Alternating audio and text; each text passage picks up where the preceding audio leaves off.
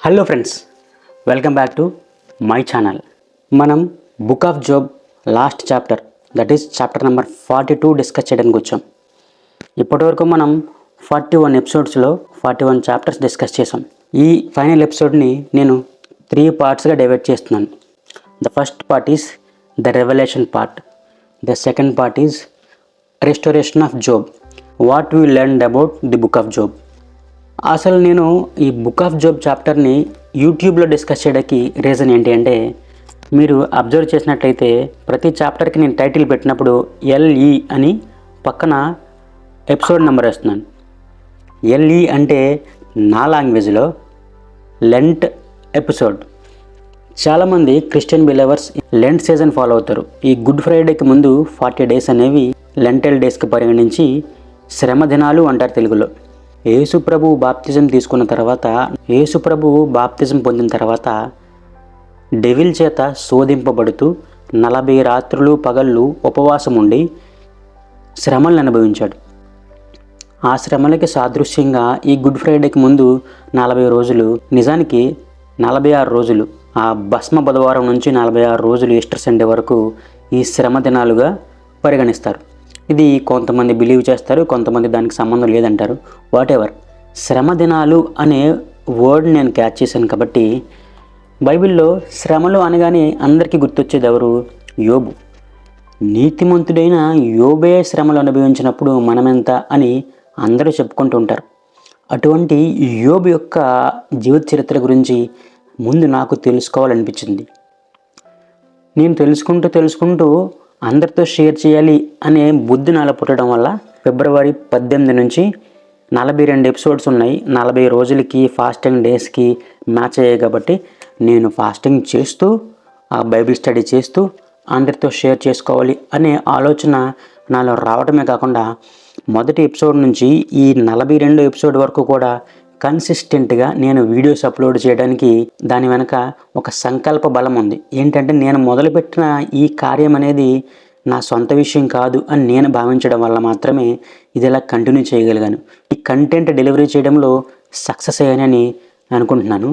కానీ ఈ డెలివరీ అయిన కంటెంట్ అనేది మీ అందరి వరకు రీచ్ అయిందా అంటే ఆ విషయంలో నేను సక్సెస్ అయ్యాను అనుకోవట్లేదు. కానీ ఈ వీడియోస్ అన్నీ నా ఛానల్లో అలాగే ఉంటాయి. ఇప్పుడు కాకపోతే ఎప్పుడైనా సరే మీరు అందరూ చూడొచ్చు నేను ఆశిస్తున్నాను. ఒక బైబిల్ టీచింగ్లా లేదా ఒక పాస్టోరల్ ప్రీచింగ్లా ఉండకూడదు అనే ఉద్దేశంతోనే జనరలైజ్డ్ లాంగ్వేజ్లో చెప్తూనే వచ్చాను. ఇంకా చెప్పాలి అంటే చాలామంది ఇదొక బైబిల్ సంబంధించిన లెసన్స్ కాబట్టి నాకు ఇంట్రెస్ట్ లేదు, నేను చూడను, నాకు పంపొద్దు అని నాకు మెసేజెస్ పెడుతూ ఉన్నారు. కొంతమంది బైబిల్ రిలేటెడ్ అయినా సరే చూస్తూ ఉన్నారు, కొంతమంది అయితే ఫాలో అవ్వటం లేదు. Whatever the reason so far, వాళ్ళు ఫాలో అయినా అవ్వకపోయినా నేను నా ఎఫర్ట్స్ని డెలివరీ చేయడంలో ఎక్కడ ఫెయిల్ అవ్వలేదని ఫీల్ అవుతున్నాను. మీరు కావాలంటే వెనక్కి తిరిగి చూడండి, ఎక్కడ కూడా ఇది పూర్తి స్థాయి బైబిల్ టీచింగ్ లాగా మీకు అనిపించదు. ఎందుకంటే బుక్ ఆఫ్ జాబ్, ఈ యోబు గ్రంథంలో ఉన్న యోబు అనే వ్యక్తి ప్రతి సాధారణమైన భక్తుడికి సాదృశ్యంగా కనిపిస్తాడు. అయితే మనం యోబు స్థాయిలో భక్తులు కాకపోయినా కానీ యోబు అనుభవించిన ఆ శ్రమల్ని, యోబు నేర్చుకున్న ఆ గుణపాఠాన్ని మనందరం కూడా నేర్చుకోవాలనేదే నా ముఖ్య ఉద్దేశం. ఇన్ఫ్యాక్ట్ మీరు ఏదైనా ఒక డ్రామా, ఒక సినిమా, ఒక సీరియల్ చూస్తున్నారంటే ఆ క్రియేటర్ మనకి ఏం చూపించాలనుకున్నాడో అది మాత్రమే మనం చూడగలం. ఇది చాలా ఇంపార్టెంట్ పాయింట్. వాళ్ళు మనకి ఏం చూపించాలి అనే ఉద్దేశంతో ఏం చూపించారో దాన్ని మాత్రమే మనం చూడగలం. మనం వాళ్ళు చూపించిన దాన్ని వెళ్ళి చూడాలి అంటే మనకి బియాండ్ ది సబ్జెక్ట్ నాలెడ్జ్ ఉండాలి. ఇప్పుడు చాలామంది ఆడియన్స్ ఈ రోజుల్లో ఆ రీచ్కి వెళ్తున్నారు. ఈ బుక్ ఆఫ్ జాబ్లో కూడా మనం చూసింది కొన్ని రోజుల పాటు యోబు అనే భక్తుడు పడిన శ్రమలు మరియు దానికి ముందు అతను ఎంత ఆశీర్వదింపబడ్డాడు అని చూసాము. తర్వాత ఏం జరగబోతుంది అనేది చిన్న 4-5 లైన్లో మాత్రమే ఈ బుక్లో చూపించగలిగారు. కానీ మనకి వాళ్ళు చూపించాలనుకున్నది ఏంటంటే యోబు యొక్క శ్రమలు, వాటిని యోబు ఏ విధంగా ఎదుర్కొన్నాడు అని మాత్రమే మనం చూడగలుగుతున్నాం. ఈ చాప్టర్ నుంచి మనం తెలుసుకోవాల్సింది కూడా అదే. శ్రమలు వచ్చినప్పుడు మనం ఎలా ఉండాలి అనేది నేర్చుకోవాలి. ఇంకా పార్ట్ 2 ఆఫ్ దిస్ ఎపిసోడ్లోకి వస్తే chapter number 42 of book of job మనం డిస్కస్ చేయబోతున్నాం కదా.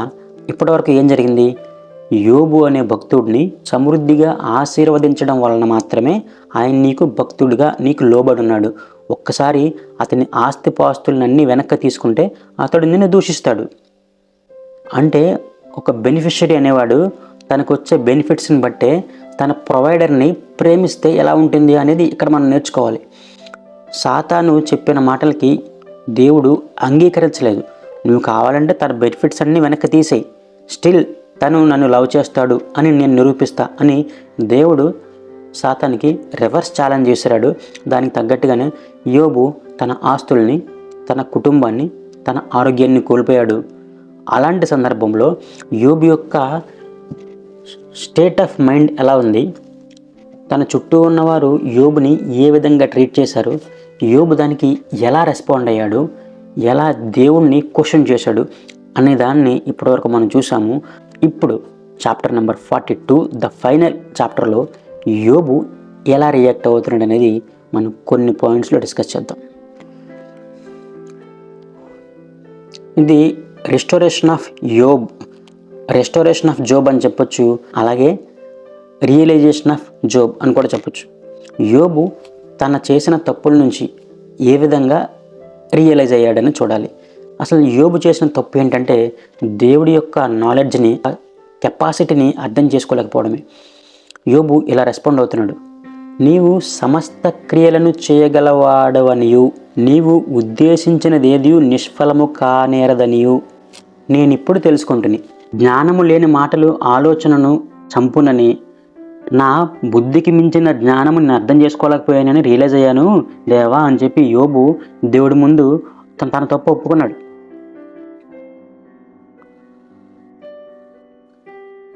దీన్ని బట్టి మనకేమర్థం అవుతుందంటే, మనకి జ్ఞానం ఉండొచ్చు, మనం ఎంతో చదువుకుని ఉండొచ్చు, అయినా సరే మనకి చాలా విషయాలు తెలియవు. ఫర్ ఎగ్జాంపుల్, కొత్తిమీర, ధనియాలు ఒకే మొక్క కాస్తాయని నాకు తెలియదు చాలా కాలం వరకు. అలాగే చపాతీ, పూరి ఒకే పిండితో చేయొచ్చు అని కూడా నాకు తెలియదు. ఇటువంటి చిన్న చిన్న విషయాలు తెలుసుకోవడానికి మనం ఎంతో కాలం పడుతుంది కదా. అలాంటిది దేవుని యొక్క జ్ఞానం అనేది మన జ్ఞానానికి అతీతమైనది. మన జ్ఞానం ఎంతంటే దేవుని యొక్క జ్ఞానాన్ని అర్థం చేసుకోలేని అంత తక్కువ జ్ఞానం మనది. ఇన్ఫ్యాక్ట్ మిడిమిడి జ్ఞానం అంటారు కదా, అటువంటిది మన జ్ఞానం. అలాగే మన ఎదుటి వ్యక్తి మన గురించి ఏమనుకుంటున్నాడు అనేది మనం అర్థం చేసుకోవడానికి చాలా టైం పడుతుంది.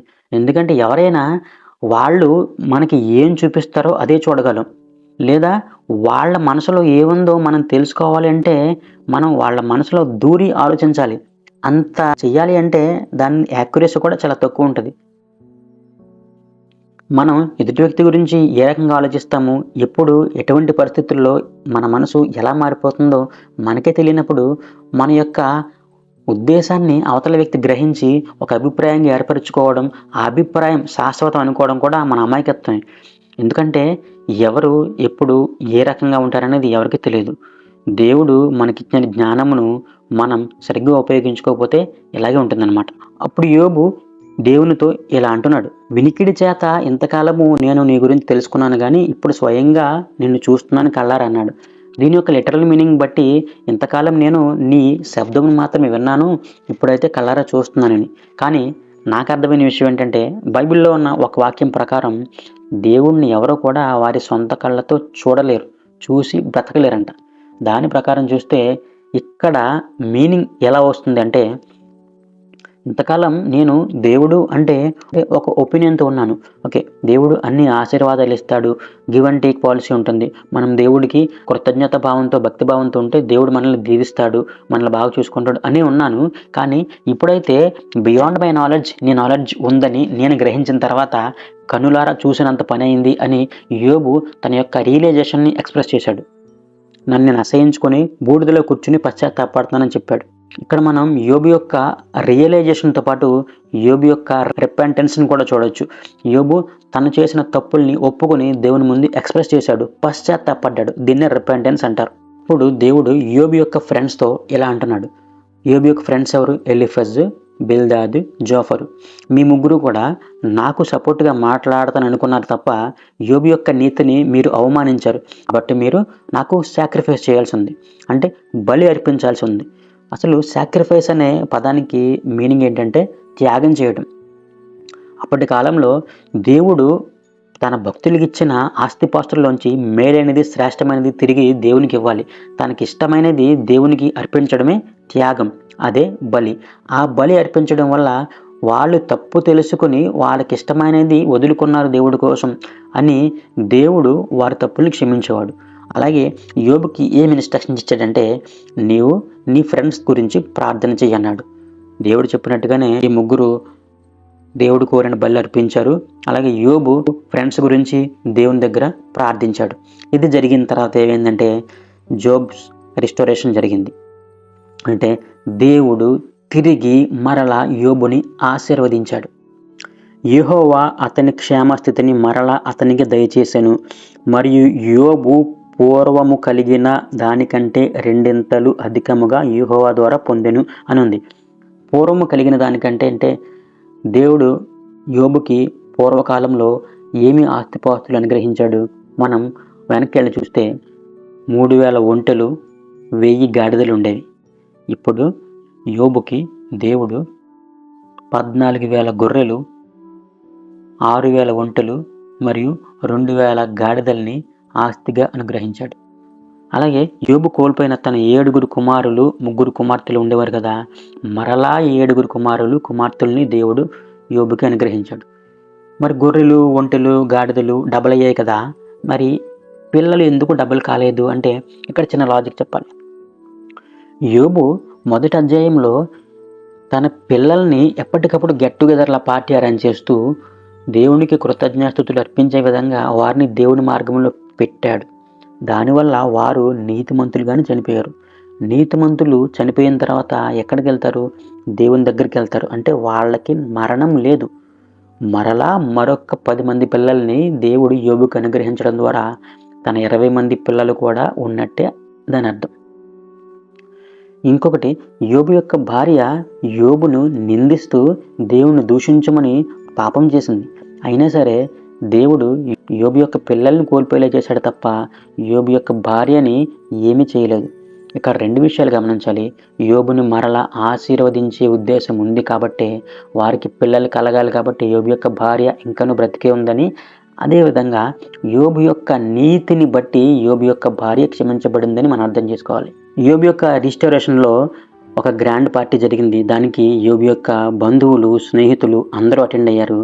వారందరూ కూడా యోబు కలిగిన రైజ్, ఫాల్, మళ్ళా రైజ్ ఇవన్నిటి గురించి డిస్కస్ చేసుకుని దేవుని యొక్క గొప్పతనాన్ని కొనియాడారు. అదేవిధంగా వాళ్ళందరూ యోబుకి బంగారు ఉంగరాన్ని, వరహాలని గిఫ్ట్లుగా ఇచ్చారు.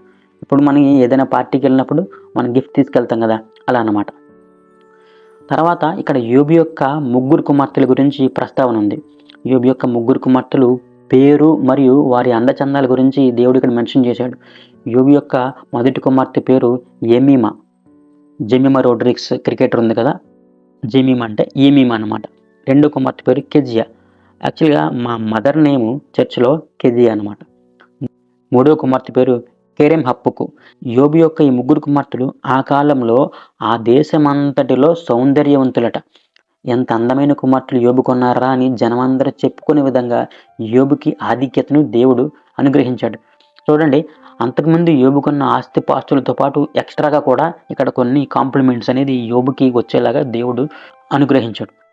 ఎక్కడైతే నిందలు పడ్డాడో అక్కడే మళ్ళీ ఘనత పొందే విధంగా దేవుడు అనుగ్రహించాడు. యోబు తన 7 కుమారులతో పాటు 3 కుమార్తెలకు కూడా తన ఆస్తిని సమానంగా పంచిపెట్టాడు. రైట్ టు ప్రాపర్టీ అనేది మన ఫండమెంటల్ రైట్స్లో ఒక రైట్ ఉంటుంది. స్త్రీలకు కూడా సమానమైన ఆస్తి హక్కు ఇవ్వాలనేది అప్పుడెప్పుడో పూర్వకాలంలోనే యోబు అది ఆచరించి చూపించాడు. తర్వాత 4 తరాల పాటు చూస్తూ 140 సంవత్సరాల కంటే ఎక్కువ, అప్పటి నుంచి మరో 140 సంవత్సరాలు యోబు బ్రతికి వృద్ధాప్యంలో చనిపోయాడంట. మనం చూసుకుంటే ఈ 42 అధ్యాయాల్లో మొదటి అధ్యాయం యోబు యొక్క ఇంట్రడక్షన్ అయితే, లాస్ట్ 4-5 అధ్యాయాలు యోబుతో దేవుడు డిస్కషన్ అండ్ యోబు యొక్క రిస్టోరేషన్. మిగిలిన అధ్యాయాలన్నీ కూడా అంటే దాదాపు 36 అధ్యాయాలు యోబు యొక్క శ్రమల గురించే ఈ బుక్ చెప్తుంది. అంటే ఇది బుక్ ఆఫ్ జోబ్ అనే దానితో పాటు శ్రమల యొక్క గ్రంథం అని చెప్పొచ్చు. ఎందుకంటే మనిషికి శ్రమలు వచ్చినప్పుడు ఏ విధంగా బిహేవ్ చేయాలి, ఎలా రెస్పాండ్ అవ్వాలనేది యోబు చేసి చూపించాడు. ఇందుకే ఈ శ్రమల గురించే ఈ శ్రమ దినాల్లో డిస్కస్ చేయాలని నేను ఆశపడ్డాను. నేను ఈ 42 అధ్యాయాలు ఇంత కన్సిస్టెంట్గా మీ ముందు ప్రజెంట్ చేయడానికి దేవుడు నాకు ఇచ్చిన కృపను బట్టి నేను దేవుణ్ణి ఖచ్చితంగా ఈ సమయంలో కొనియాడాల్సి ఉంది. అలాగే the third part of this book of Job ఏంటంటే, what are the lessons we have to learn from the book of Job.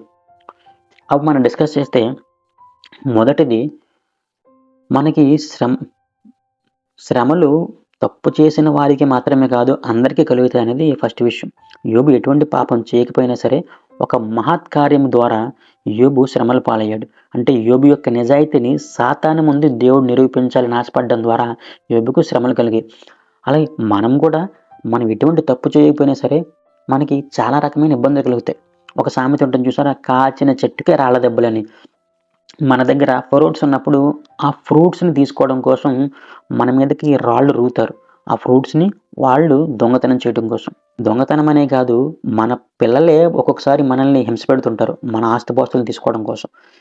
దాని అర్థం మనం మంచివాళ్ళం కాదు, మనం తప్పు చేసాం అని కాదు. మన దగ్గర సమృద్ధిగా ఉండటం వల్ల, మన పట్ల ప్రజలు అసూయ పొందటం వల్ల, అతిశయం అసూయగా మారటం వల్ల ఇటువంటి శ్రమలు మనం అనుభవించాల్సి వస్తుంది. అలాగే రెండోది, దేవుణ్ణి మనం ప్రశ్నించడానికి అర్హులం కాదు. At any cost, at any situation, at any circumstance మనము ప్రశ్నిస్తే God is not liable to answer us. ఎందుకంటే దేవుని యొక్క సార్వభౌమత్వం అనేది మనం చూసాం. దేవుని యొక్క గొప్పతనం అనేది దేవుడే స్వయంగా వచ్చి యోబుకు చెప్పాడు. ఎలా చెప్పాడంటే 38, 39 అధ్యాయాల్లో 64 ప్రశ్నలు వేస్తే యోబు స్పీచ్లెస్. తన సృష్టి యొక్క గొప్పతనాన్ని వివరిస్తూ నీటి గుర్రము మరియు మకరము గురించి చెప్పినప్పుడు యోబుకి మతిపోయింది. నాకు తెలియని సంగతులు, నా జ్ఞానానికి మించిన సంగతుల గురించి నేను మాట్లాడాను, నేను పశ్చాత్తాపడుతున్నాను, జ్ఞానం లేకుండా మాట్లాడానని చెప్పి రియలైజ్ అయ్యాడు. రియలైజేషన్ రావాలంటే దేవుడే వచ్చి మనతో మాట్లాడక్కర్లేదు. కానీ ఇటువంటి గ్రంథాలని మనం అధ్యయనం చేసినప్పుడు ఆ విషయాలని తెలుసుకోవాలి. ఒకటి, మనం ప్రతి క్షణం మన మీద మనకి కంట్రోల్ ఉండాలి. మనం చేసే పనులను బట్టి, మన బిహేవియర్ని బట్టి మనల్ని మనం టెస్ట్ చేసుకుని మనం ఎలా ఎక్స్పోజ్ అవుతున్నాము, మనల్ని ఏ దృష్టితో చూస్తున్నారు అనేది మన బిహేవియర్ మీదే ఖచ్చితంగా బేస్ అయి ఉంటుంది. నా గురించి తెలియకుండా మాట్లాడుతున్నారు వాళ్ళు అని మనం బిల్డప్లు ఇస్తే సరిపోదు. మన బిహేవియర్ని బట్టే వాళ్ళ రియాక్షన్ ఉంటుంది. కాబట్టి మనం ఏం చూపించాలనుకుంటున్నామో అది చూపిస్తేనే బెటరు. లేదా మన దగ్గర ఒరిజినాలిటీగా ఏముందో అది చూపిస్తేనే బెటరు.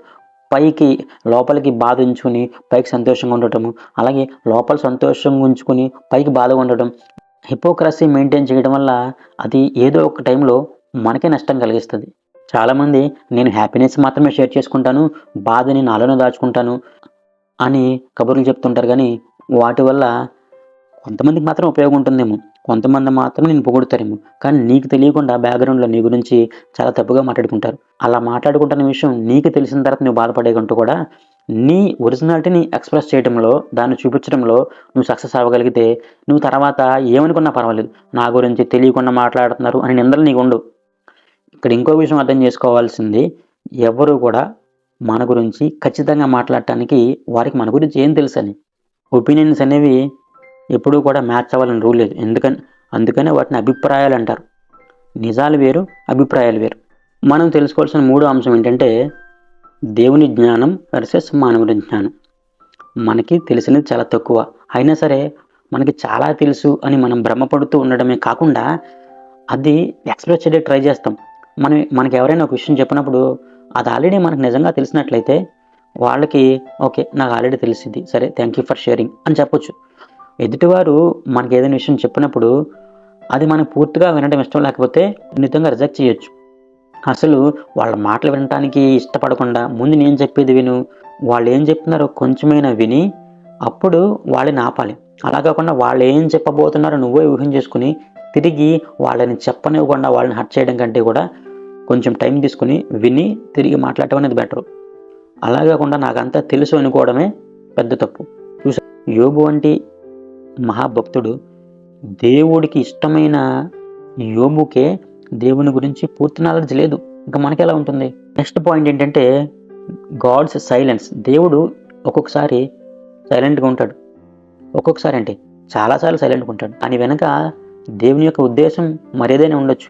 మనకి సమాధానం రావడం లేదు అంటే దాని అర్థం దేవుని దగ్గర సమాధానం లేదు అని కాదు, మనం ఊహించుకున్న సమాధానం కరెక్ట్ అని కాదు. దేవుడు నిరీక్షణ మనకి అవసరమని తెలియజేస్తున్నాడు. దేవుడు తనకు సమాధానం మనకి ఇవ్వట్లేదు అంటే మనం కోరుకున్నది కాకుండా మనకి సరైనది ఆయన ఇవ్వడం కోసం వెయిట్ చేస్తున్నాడని మనం తెలుసుకోవాలి. Realization and repentance. మనకి శ్రమలు ఎందుకు వస్తాయి అనేది బుక్ ఆఫ్ జోబ్లో పెద్ద క్వశ్చన్ అయితే one of the answers to that question is, దేవుడు మనకి ఏదైనా చెప్పాలి అనుకున్నప్పుడు మనకు శ్రమలు వస్తాయి. మనం అర్థం చేసుకుని రియలైజ్ అయ్యి రిపెంట్ అయితే మనకు ఆన్సర్ వస్తుంది. అప్పుడు దేవుని యొక్క సైలెన్స్ బ్రేక్ అవుతుంది. యోబు దాదాపు 210 నుంచి 230 సంవత్సరాలు బ్రతికాడని అంచనా. అయితే యోబు బ్రతికిన కేవలం కొన్ని రోజుల గురించి మాత్రమే దీనిలో డిస్కస్ చేశారు. యోబు యొక్క మిగిలిన జీవితం ఎలా ఉండేదని ఫ్లాషెస్ వదిలేశారు. మనం తెలుసుకోవాల్సింది ఏదైతే ఉందో అది మాత్రమే మనకు చూపించారు ఇక్కడ. అదే యోబు యొక్క శ్రమల గురించి, ఆ శ్రమల టైంలో యోబు ఆ శ్రమల ద్వారా యోబు ఎలా రియలైజ్ అయ్యి ఎలా రిపెంట్ అయ్యాడు, తన ఆశీర్వాదాలు ఎలా రిస్టోర్ అయ్యాయి. వీటితో పాటు మరెన్నో ఆధ్యాత్మిక అంశాలని ఈ బుక్ ఆఫ్ జోబ్ ద్వారా మనం తెలుసుకోవచ్చు. మీరు దీన్ని అధ్యయనం చేస్తే మరెన్నో కొత్త విషయాలు మీకు కూడా తెలియచ్చు. వాటన్నిటినీ నాతో షేర్ చేసుకోవాలని మీరు ఆశపడితే కామెంట్ సెక్షన్ మీకోసం ఎదురు చూస్తుంది. మీ ఒపీనియన్ని ఖచ్చితంగా కామెంట్ ద్వారా నాకు తెలియచేయండి. ఎందుకంటే నేను ఈ సిరీస్ స్టార్ట్ చేయడానికి నా రీజన్స్ నాకు ఉన్నా సరే, నేను కన్సిస్టెంట్గా ఇలా 42 వీడియోలు పెట్టడానికి దేవుడు నన్ను ఆశీర్వదించాడు అని నేను నమ్ముతూ ఆయన్ని ప్రైజ్ చేస్తున్నాను. అలాగే కొంతమంది అయినా సరే నా వీడియోస్ చూశారని ఎక్స్పెక్ట్ చేస్తున్నాను. వీడియోస్ చూసిన వాళ్ళు కొంతమంది నన్ను అప్రిషియేట్ చేశారు. వాటన్నిటి ద్వారా కూడా నేను దేవుణ్ణి ప్రైజ్ చేస్తున్నాను. అలాగే చూసిన మీ అందరికీ ఈ వీడియో ద్వారా థ్యాంక్స్ చెప్తున్నాను. Thank you so much for watching my videos. అలాగే మీరేమైనా నాకు చెప్పాలనుకుంటే you are free to express everything from heart to me. నేనేమైనా తెలుసుకోవాలన్నా నేర్చుకోవాలన్నా అని మీరు ఫీల్ అయితే నాకు ఖచ్చితంగా చెప్పండి. And subscribe to my channel and continue to watch my YouTube videos. Thank you so much for watching.